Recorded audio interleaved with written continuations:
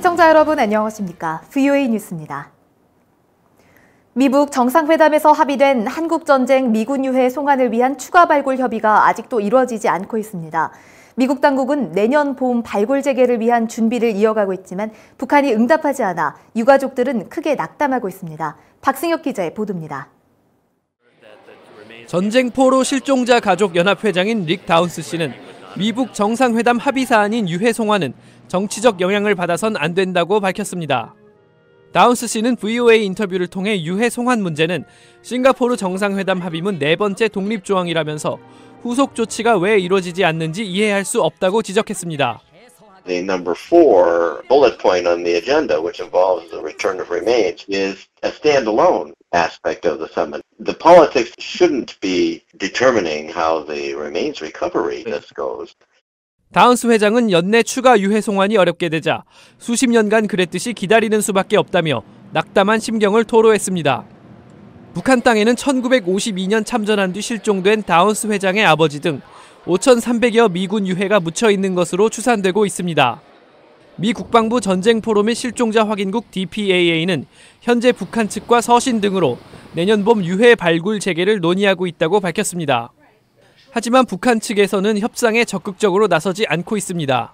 But I'm not optimistic at this stage because I think absent real progress on the security issues, the North Koreans are not going to reassemble the special team they need to work with American soldiers.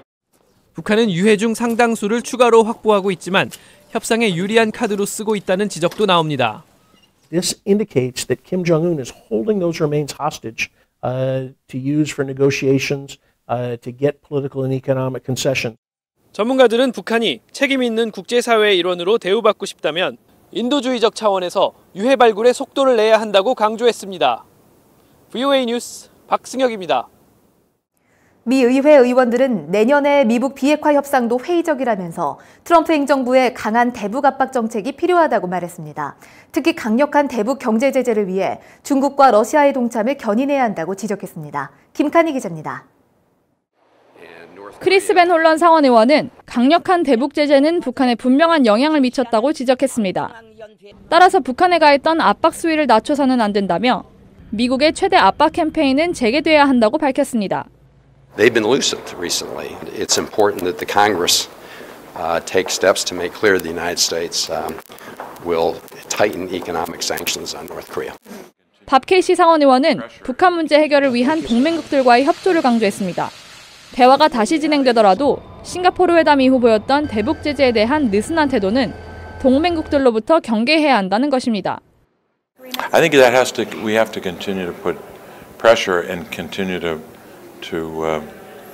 solidify and build upon the alliance that allows those sanctions to be carried out. Continue to build and fortify the international pressure on the regime. 댄 설리번 상원의원은 중국과 러시아의 역할을 지적했습니다. 북한의 비핵화를 끌어내기 위해서는 중국과 러시아의 대북 압박이 반드시 필요하기 때문에 미국은 두 나라가 말이 아니라 행동으로 협조할 수 있도록 견인할 수 있어야 한다는 것입니다. I would certainly hope that the pressure campaign keeps being sustained, same amount of pressure, so countries like China and Russia should continue it, not let up.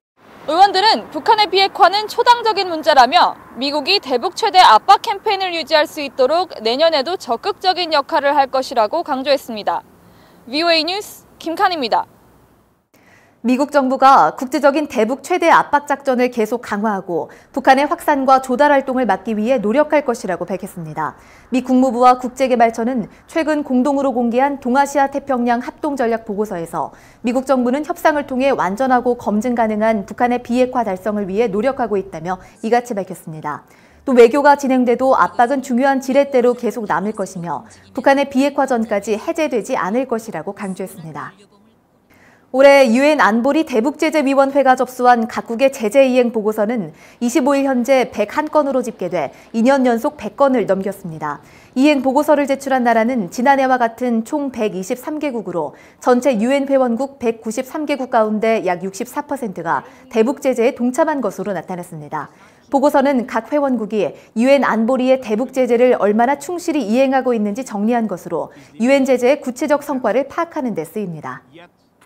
일본 정부가 내년부터 북한의 미사일 발사 정보 발표 기준을 47개 광역자치단체별로 세분화하기로 했다고 일본 언론이 보도했습니다.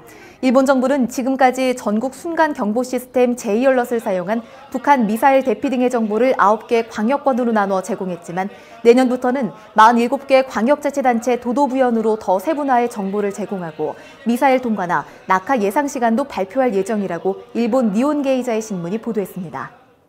VOA 뉴스 마칩니다. 시청해주신 여러분 고맙습니다.